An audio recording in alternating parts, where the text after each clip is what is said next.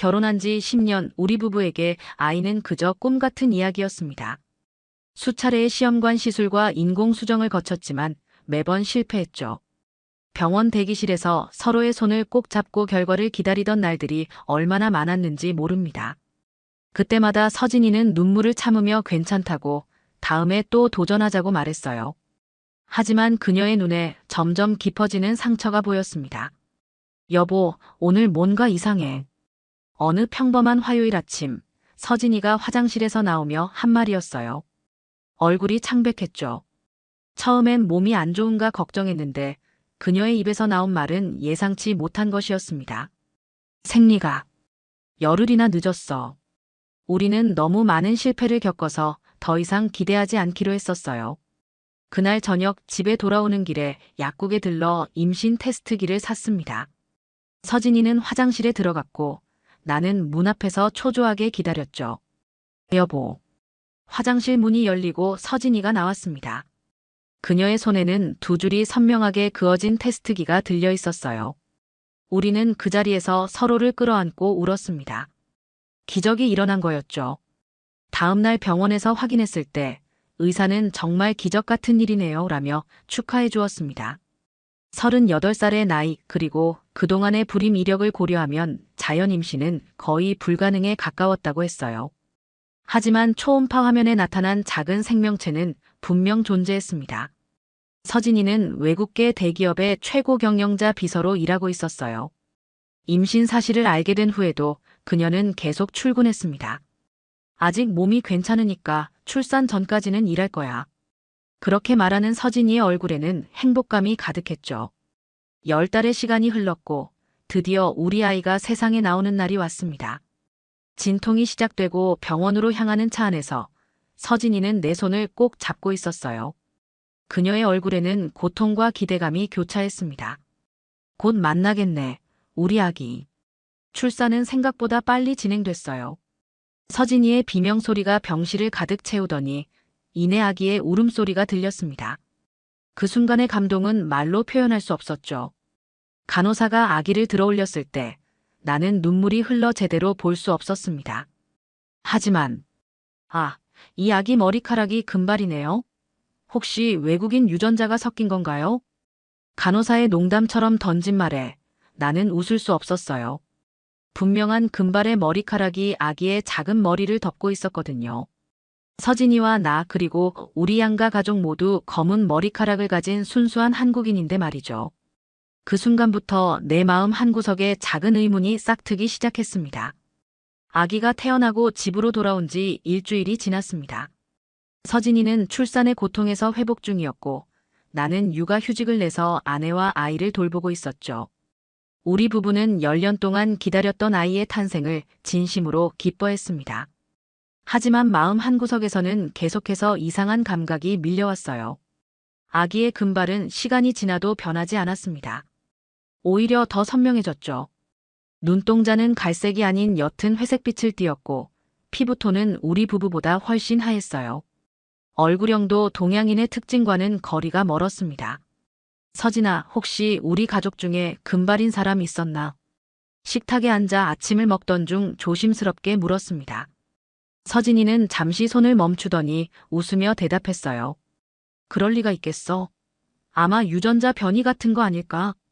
의사 선생님도 가끔 그런 일이 있다고 하셨잖아. 그녀의 대답은 자연스러웠지만 눈빛이 살짝 흔들리는 것을 놓치지 않았습니다. 하지만 나는 더 이상 묻지 않았어요. 10년을 기다린 아이였고 우리의 기적이었으니까요. 육아를 함께하며 지내는 날들, 아기는 날이 갈수록 예뻐졌습니다. 하지만 그 예쁨이 낯설게 느껴지는 순간들이 점점 많아졌어요. 내 눈, 내 코, 내 입. 어디에서도 나를 닮은 모습을 찾을 수 없었거든요. 서진이를 닮았다고 생각하려 해도 그녀의 특징도 찾기 어려웠습니다. 여보, 나 회사에 복귀해야 할 것 같아. 아기가 100일을 앞둔 어느 날 서진이가 말했어요. 출산 휴가가 끝나고 육아 휴직을 쓸 예정이었는데 갑자기 마음이 바뀐 것이었죠. 왜? 아직 아기가 너무 어린데. 회사에서 중요한 프로젝트가 있대. 내가 없으면 안 된다고. 그리고 우리 경제적으로도 더 여유가 필요하잖아. 서진이의 설명은 합리적이었습니다. 하지만 그녀의 눈빛에서 다른 무언가를 느꼈어요. 그렇게 서진이는 아기가 100일이 되던 날부터 다시 출근을 시작했고 나는 육아휴직을 연장해 아기를 돌보게 되었습니다. 그리고 어느 날 아침 서진이의 핸드폰 알람이 울렸어요. 그녀는 샤워 중이었고 나는 아기에게 우유를 먹이고 있었죠. 알람 소리가 계속되자 끄려고 핸드폰을 집어들었는데 화면에 뜬 알람 이름이 눈에 들어왔습니다. 잔홈 스케줄. 순간 심장이 멎는 것 같았어요. 존, 누구지? 그리고 왜 하필 우유병 이모티콘이? 머릿속에 수많은 의문이 스쳐 지나갔습니다.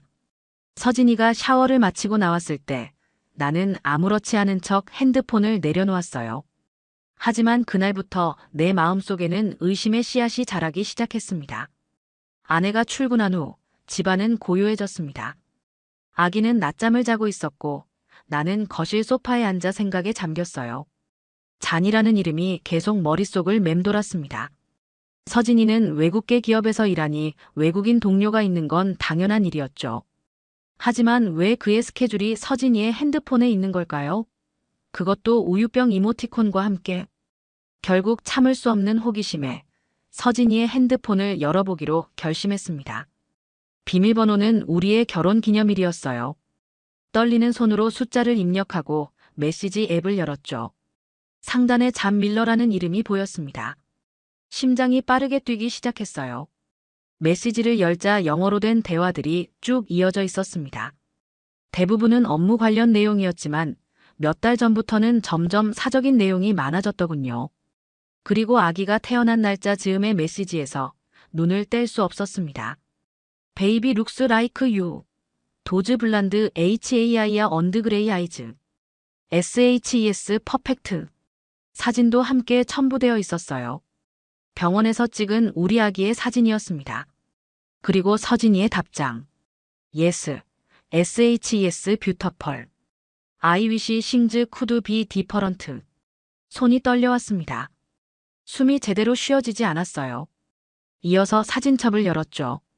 그곳에는 서진이와 한 외국인 남성이 함께 찍은 사진들이 여러 장 있었습니다.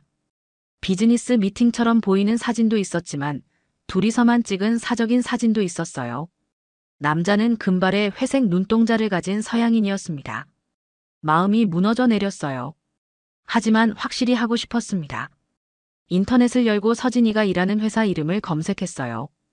회사 홈페이지에 들어가 임원진 소개를 찾았죠. 그리고 거기에 그가 있었습니다. 잔 밀러, 이그제큐티브 더렉터. 서진이가 비서로 모시는 인물이었어요. 사진 속 그의 모습을 보니 모든 것이 명확해졌습니다. 금발, 회색 눈동자, 서구적인 얼굴형. 우리 아기와 너무나 닮아 있었어요. 순간 머릿속이 하얘졌습니다. 소파에 털썩 주저앉았죠. 혹시 입 밖으로 말을 꺼낼 수조차 없었습니다. 그동안의 의심, 아기의 외모, 서진이의 미묘한 행동 변화. 모든 것이 하나로 연결되었어요. 하지만 여전히 확신할 수는 없었습니다. 유전적 변이일 수도 있고 단순한 우연의 일치일 수도 있었으니까요. 아기가 울음소리를 내기 시작했습니다. 나는 천천히 일어나 아기 방으로 향했어요. 작은 침대에 누워 울고 있는 아기를 안아 올렸죠. 금발의 머리카락, 회색빛 눈동자. 이 아이는 정말 내 아이일까?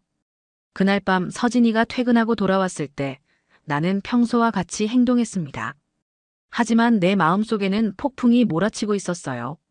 서진이가 아기에게 젖을 물리는 모습을 지켜보며 나는 결심했습니다. 확실한 증거가 필요했어요. 유전자 검사를 해야 했습니다. 다음 날 나는 아기를 데리고 소아과에 갔어요. 정기 검진을 핑계로요. 그리고 의사에게 조용히 부탁했습니다. 아이와 나의 유전자 검사를 해달라고. 의사는 의아한 표정을 지었지만 내 진지한 눈빛을 보고 더 이상 묻지 않았어요. 결과는 일주일 후에 나옵니다. 그 일주일은 내 인생에서 가장 길고 고통스러운 시간이었습니다. 일주일이 지나고 검사 결과를 받기 위해 병원을 찾았습니다. 가슴이 터질 듯 뛰었어요. 의사는 봉투 하나를 내밀며 조용히 말했습니다. 결과를 보고 하실 말씀이 있으시면 언제든 상담해 드리겠습니다. 그의 표정에서 이미 결과를 짐작할 수 있었어요. 병원을 나와 근처 공원 벤치에 앉았습니다. 손이 떨려 봉투를 제대로 열 수 없었어요. 깊게 숨을 들이마시고 천천히 봉투를 열었습니다. 그리고 결과지를 꺼냈죠. 친자관계 확률 0%. 검은 글씨로 적힌 이 문장이 내 세계를 무너뜨렸습니다. 나와 아이는 친자관계가 아니었어요. 과학적으로, 의학적으로 증명된 사실이었습니다. 심장이 무너지는 듯한 고통이 밀려왔어요. 눈앞이 아득해졌고 귀에서는 이명이 울렸습니다.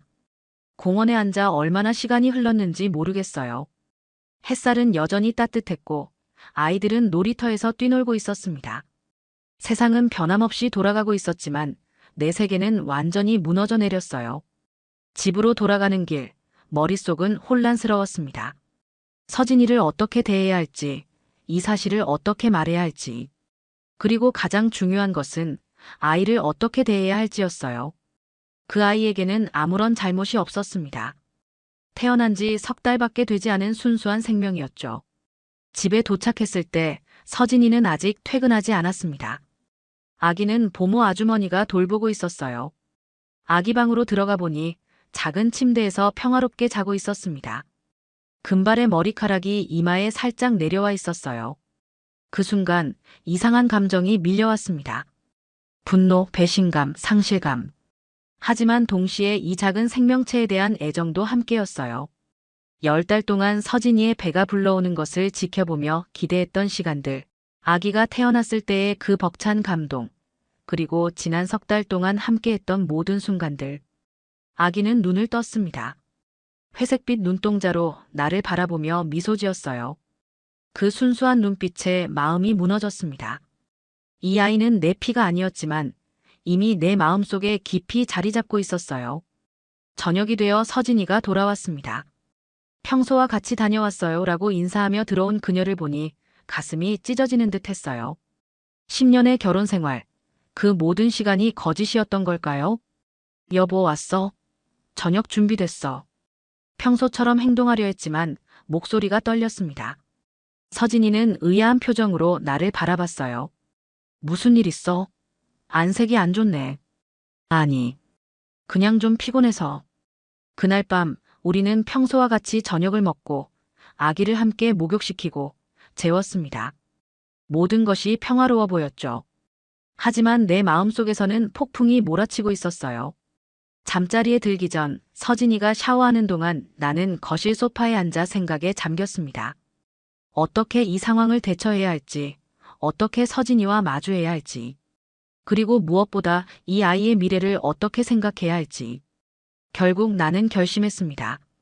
내일 모든 것을 물어볼 거예요. 진실을 마주할 시간이었습니다. 다음 날 아침, 나는 서진이에게 말했습니다. 오늘 좀 일찍 들어올 수 있어? 얘기할 게 있어. 서진이는 의아한 표정을 지었지만 고개를 끄덕였어요. 알았어. 7시쯤 들어올게. 그날 하루는 마치 시간이 멈춘 것처럼 느껴졌습니다. 아기를 돌보며 시계만 쳐다봤어요. 6시, 6시 30분, 7시. 그리고 마침내 현관문이 열리는 소리가 들렸습니다. 다녀왔어요. 서진이의 목소리가 현관에서 들렸습니다. 나는 거실 소파에 앉아 있었어요. 아기는 이미 잠들어 있었죠. 여보, 무슨 얘기하고 싶다고 했어? 서진이가 가방을 내려놓고 거실로 들어왔습니다. 나는 천천히 일어나 그녀를 마주 보았어요. 앉자. 우리는 서로 마주보고 앉았습니다. 서진이의 눈에는 의문이 가득했어요. 나는 깊게 숨을 들이마시고 입을 열었습니다. 서진아, 이 아이 누구 아이야? 순간 서진이의 얼굴에서 핏기가 싹 가셨어요. 그녀의 눈이 커지더니 입술이 떨리기 시작했습니다. 무슨 소리야? 당연히 우리 아이지. 하지만 그녀의 목소리는 확신이 없었어요. 나는 주머니에서 유전자 검사 결과지를 꺼내 테이블 위에 올려놓았습니다. 유전자 검사했어. 나와 아이는 친자 관계가 아니야. 서진이는 결과지를 바라보더니 얼굴을 양손으로 감쌌어요. 그리고 어깨가 떨리기 시작했습니다. 그녀는 울고 있었어요. 미안해. 정말 미안해. 서진이의 흐느낌 소리가 거실에 울려 퍼졌습니다. 나는 가슴이 찢어지는 듯한 고통을 느꼈어요. 10년의 결혼 생활이 무너지는 소리였습니다.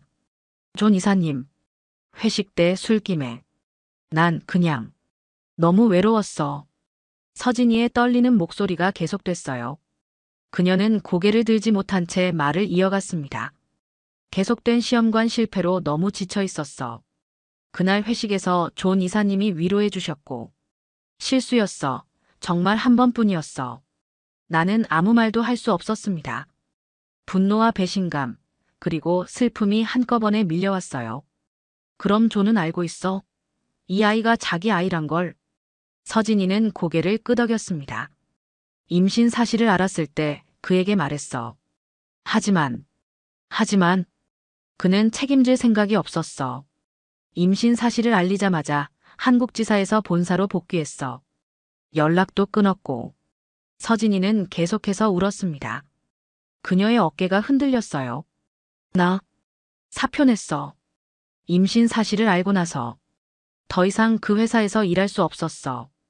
그리고 아이를 낳기로 결심했어. 너에게 말할 용기가 없었어. 그제서야 모든 것이 이해되기 시작했습니다. 서진이가 갑자기 일을 그만두고 임신 사실을 기뻐하던 모습, 그리고 출산 후 다시 일을 시작하겠다고 했던 이유도요.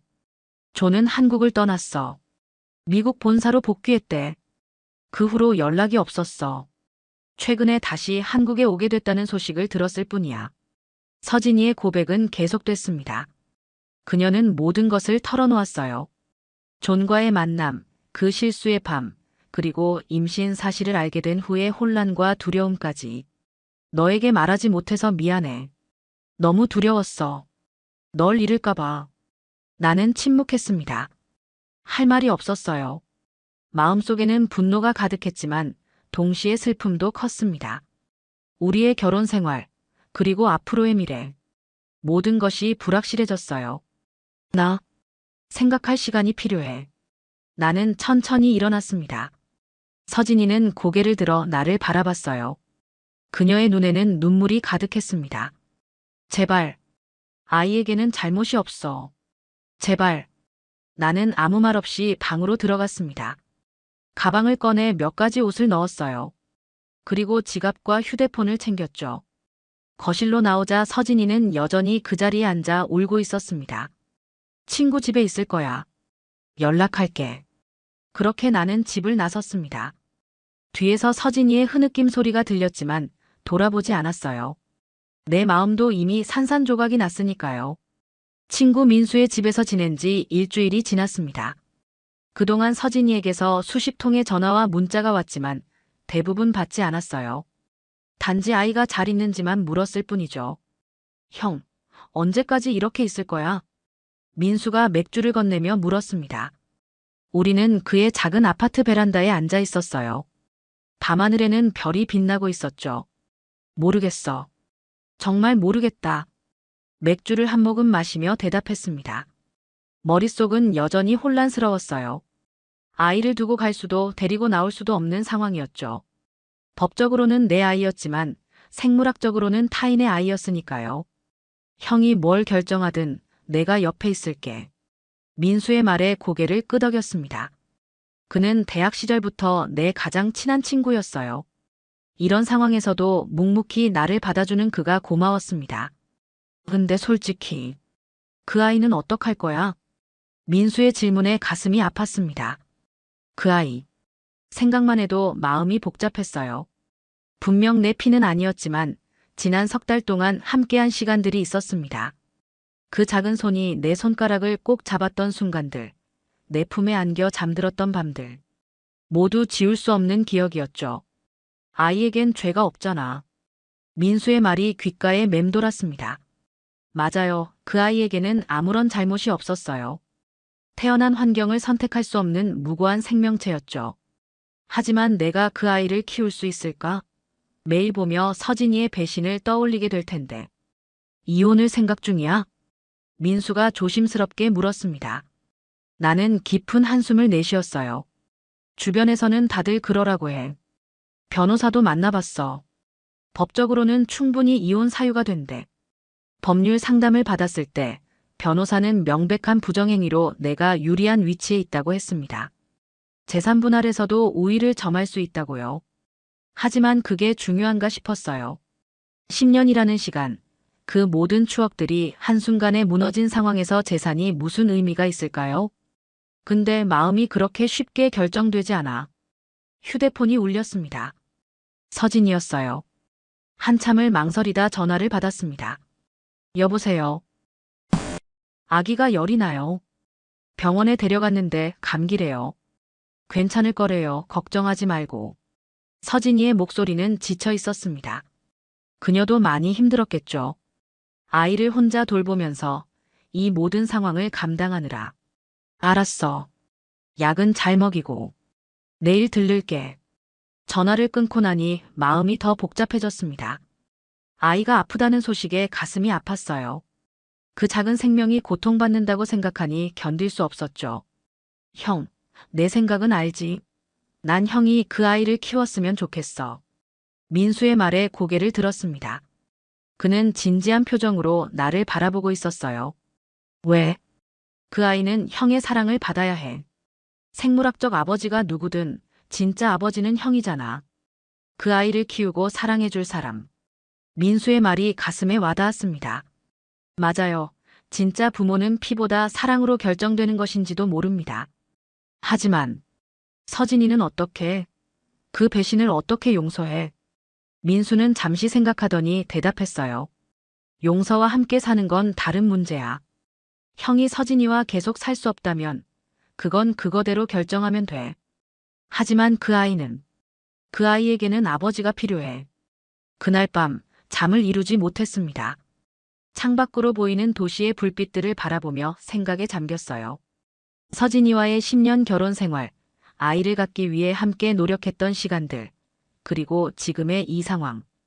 다음 날 아침 서진이에게 문자를 보냈습니다. 오늘 오후에 집에 갈게.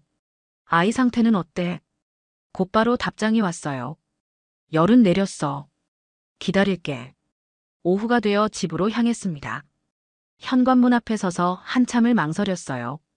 이 문을 열면 다시 그 현실과 마주해야 했습니다. 깊게 숨을 들이마시고 문을 열었어요. 서진이는 아이를 안고 거실 소파에 앉아 있었습니다. 그녀의 눈은 붓고 충혈되어 있었어요. 많이 울었던 모양입니다. 왔구나. 그녀의 목소리는 작고 떨렸습니다. 나는 조용히 신발을 벗고 거실로 들어갔어요. 아이는 서진이의 품에서 평화롭게 자고 있었습니다. 작은 얼굴이 조금 상기되어 있었지만 많이 나아 보였어요. 열은 어때? 내렸어.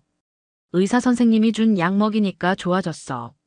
우리는 어색하게 마주 앉았습니다. 할 말은 많았지만 어디서부터 시작해야 할지 몰랐어요. 침묵이 흘렀죠. 생각해봤어. 내가 먼저 입을 열었습니다. 서진이는 긴장한 표정으로 나를 바라봤어요. 아직 결정하진 못했어. 하지만 한 가지는 확실해. 이 아이는 내가 책임질 거야. 서진이의 눈에 눈물이 고였습니다. 그녀는 아무 말도 하지 않았지만 그 눈빛에서 안도감을 읽을 수 있었어요. 우리 사이는 시간이 필요해. 용서할 수 있을지, 다시 예전처럼 살 수 있을지 모르겠어. 하지만 이 아이에게는 아버지가 필요하다는 건 알아. 그렇게 우리의 부서진 일상은 조금씩 새로운 형태를 찾아가기 시작했습니다. 서진이와 별거 상태로 일주일이 더 지났습니다. 나는 여전히 민수의 집에 머물고 있었지만 매일 집에 들러 아이를 보았어요. 아이는 감기에서 완전히 회복되어 건강해 보였습니다. 그 작은 미소를 볼 때마다 마음이 조금씩 누그러졌어요. 어느 토요일 오후 서진이에게서 전화가 왔습니다. 오늘 시간 괜찮으면 좀 만날 수 있을까? 그녀의 목소리는 조심스러웠어요. 나는 잠시 망설이다 대답했습니다. 어디서? 집에서. 아이도 보고. 알았어. 2시쯤 갈게. 약속 시간에 맞춰 집에 도착했습니다. 현관문을 열자 서진이가 아이를 안고 기다리고 있었어요. 그녀는 평소보다 조금 차려입은 모습이었습니다. 머리도 단정하게 정리했고 옅은 화장도 했더군요. 들어와. 거실에 앉자 서진이는 아이를 내게 건넸습니다. 나는 조심스럽게 아이를 안았어요. 아이는 내 품에 안기자 작은 손으로 내 셔츠를 꼭 잡았습니다. 그 순간 가슴이 따뜻해졌어요. 이야기하고 싶은 게 있어. 서진이가 조용히 말했습니다. 그녀는 소파 옆 작은 테이블에서 봉투 하나를 꺼냈어요. 이게 뭐야? 존이 보낸 거야. 아이의 양육비. 그리고 편지. 놀라움에 눈이 커졌습니다. 존, 그가 연락을 했다고요? 언제부터 연락했어? 네가 집을 나간 후에. 그에게 연락했어. 모든 상황을 설명하고 책임을 져야 한다고 말했지. 서진이의 목소리는 단호했습니다. 그녀의 눈빛에서 결연함이 느껴졌어요. 그래서? 처음엔 거부했어. 하지만 내가 법적 조치를 취하겠다고 하자 결국 양육비를 보내겠다고 했지. 하지만 난 그걸 원하지 않아. 서진이는 봉투를 내밀었습니다. 나는 한 손으로 아이를 안은 채 다른 손으로 봉투를 받았어요. 이건 네가 결정해. 받든 돌려보내든 내 마음대로 해. 봉투를 열어보니 상당한 금액의 수표와 편지가 들어 있었습니다. 편지는 영어로 쓰여 있었어요. 대충 훑어보니 존은 자신의 잘못을 인정하고 아이에 대한 법적 권리를 포기한다는 내용이었습니다. 대신 정기적인 양육비를 보내겠다고 했어요. 이걸 어떻게 생각해? 서진이에게 물었습니다. 그녀는 깊게 숨을 들이마시더니 대답했어요. 난 그의 돈이 필요 없어. 그리고 그가 이 아이의 인생에 관여하는 것도 원치 않아. 하지만 이건 네가 결정할 일이야. 아이가 내 품에서 꼼지락거렸습니다. 작은 눈을 깜빡이며 나를 올려다봤어요. 회색빛 눈동자였지만 그 안에는 순수함이 가득했습니다. 이 아이는 어떤 선택도 할 수 없는 무고한 존재였어요. 한 번만 이 아이를 봐줘. 이 아이가 자라는 동안 그 웃음을 보고 싶지 않아. 서진이의 말에 고개를 들었습니다. 그녀의 눈에는 간절함이 가득했어요. 나는 다시 아이를 바라봤습니다. 눈은 낯설지만 웃음은 분명 나와 닮아 있었어요. 아니, 정확히는 나를 향한 웃음이었습니다. 이 아이는 나를 아버지로 알고 있었으니까요. 서진아. 목이 메어 말을 잇지 못했습니다. 서진이는 조용히 기다렸어요. 난 아직 널 완전히 용서하진 못했어. 하지만 이 아이에게는 내가 아버지야. 서진이의 눈에서 눈물이 흘러내렸습니다. 그녀는 아무 말도 하지 않았지만 그 눈빛에서 모든 것을 읽을 수 있었어요. 존의 양육비는 받지 않을 거야. 우리가 키울 수 있어. 그리고 그가 이 아이의 삶에 관여하는 것도 원치 않아. 봉투를 테이블 위에 올려놓았습니다. 아이는 여전히 내 품에서 편안하게 있었어요. 작은 손으로 내 얼굴을 만지며 웃었습니다. 그 순간 마음속에 무언가가 녹아내리는 느낌이 들었어요. 이 아이 이름. 아직 정하지 않았지. 서진이는 놀란 표정으로 나를 바라봤습니다. 우리는 아이가 태어났을 때 이름을 정하지 못했어요. 임시로 아기라고만 불렀죠. 아직. 네가 돌아오길 기다렸어. 하은이 어때? 하늘 은혜라는 뜻이잖아. 이 아이는 우리에게 주어진 은혜니까. 서진이의 눈에서 다시 눈물이 흘러내렸습니다. 그녀는 고개를 끄덕였어요. 하은이. 좋은 이름이야. 그렇게 우리는 아이의 이름을 정했습니다. 하은이. 우리의 작은 은혜. 하은이가 첫 돌을 맞이했습니다. 1년이라는 시간이 눈 깜짝할 사이에 지나갔어요. 그동안 많은 일이 있었죠. 서진이와 나는 별거 상태로 공동 양육을 시작했습니다. 평일에는 서진이가 하은이를 돌보고 주말에는 내가 데려와 함께 시간을 보냈어요. 용서는 아니었지만 책임이었습니다. 하은이에게 최선의 환경을 제공하기 위한 결정이었어요. 서진이도 이해했습니다. 그녀는 내게 다시 기회를 달라고 애원하지 않았어요. 다만 하은이를 위해 좋은 부모가 되자고 말했죠. 돌잔치는 조용하게 진행했습니다. 양가 부모님과 가까운 친구들만 초대했어요. 하은이는 금발 머리카락이 좀 더 짙어졌지만 여전히 회색빛 눈동자를 가지고 있었습니다. 사람들의 시선이 느껴졌지만 더 이상 신경 쓰지 않기로 했어요. 하은이는 우리의 아이였으니까요. 아빠.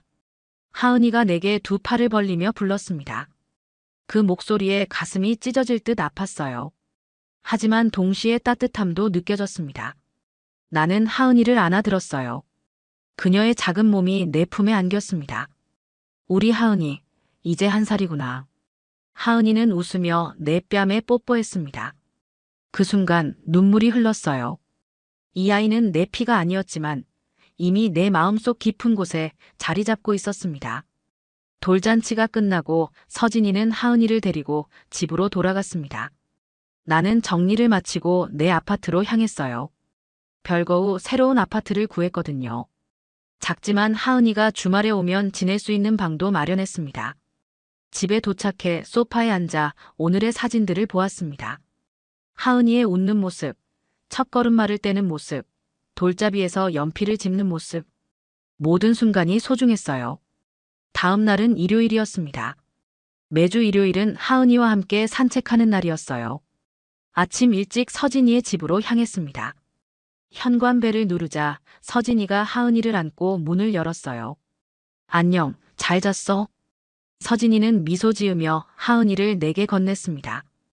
우리의 대화는 이제 하은이를 중심으로 이루어졌어요. 과거의 일은 더 이상 언급하지 않았습니다. 적어도 표면적으로는요. 응, 하은이도 잘 잤대. 오늘 날씨 좋네. 산책하기 딱이다. 하은이를 안고 집을 나섰습니다. 가을의 시원한 바람이 불었어요. 근처 공원으로 향했습니다. 하은이는 내 어깨에 머리를 기대고 주변을 호기심 어린 눈으로 바라봤어요. 공원에 도착해 하은이를 유모차에서 내려 잔디밭에 앉혔습니다. 그녀는 작은 손으로 풀을 만지며 즐거워했어요. 나는 옆에 앉아 그런 하은이를 지켜봤습니다. 아빠. 하은이가 다시 나를 불렀습니다. 그 목소리에 또다시 마음이 무너졌어요. 나는 하은이를 품에 안았습니다. 그녀의 머리카락에서 아기 샴푸 향기가 났어요. 아빠가 여기 있어, 하은아. 하은이는 내 품에 안겨 편안하게 있었습니다. 그 순간 깨달았어요. 혈연 관계가 무슨 의미가 있을까요? 진정한 부모는 아이를 사랑하고 책임지는 사람이라는 것을요. 시간이 흘러 하은이는 3살이 되었습니다. 그녀의 금발은 여전했지만 이제는 더 이상 낯설게 느껴지지 않았어요. 오히려 그것이 하은이만의 특별함이라고 생각했습니다. 서진이와 나는 여전히 별거 상태였지만 하은이를 위해 원만한 관계를 유지했어요.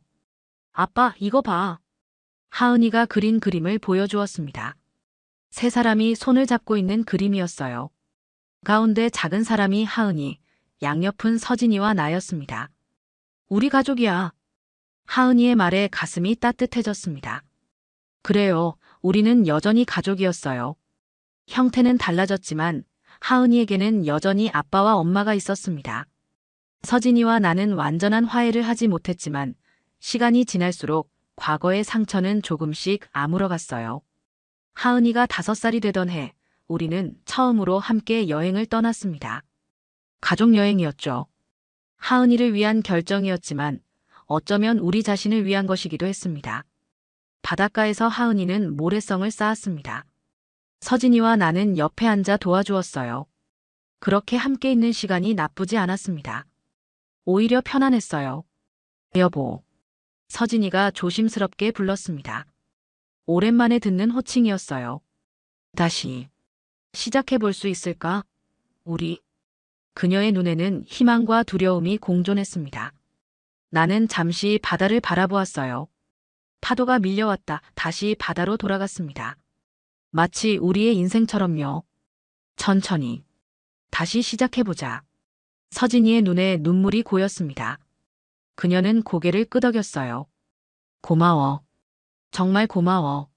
하은이는 우리를 보며 환하게 웃었습니다. 그 웃음이 모든 것을 말해주는 것 같았어요. 시간은 계속 흘러갔습니다. 하은이는 초등학교에 입학했고 우리 부부는 조심스럽게 다시 함께 살기 시작했어요. 완벽하진 않았지만 서로를 이해하려 노력했습니다. 하은이를 위해서가 아니라 우리 자신을 위해서요. 가끔 하은이가 자신과 다른 아이들의 차이점을 물을 때면 우리는 정직하게 대답했습니다. 그녀가 이해할 수 있는 선에서요. 하은이는 특별한 아이야. 하늘이 우리에게 보내준 선물이라고. 그 아이의 눈동자는 나를 닮지 않았지만 그 웃음과 마음은 분명 우리 가족의 일부였습니다. 혈연보다 더 중요한 것이 있다는 걸 하은이를 통해 배웠어요. 그것은 바로 사랑과 책임이었습니다. 매주 일요일, 나는 여전히 하은이와 산책을 합니다.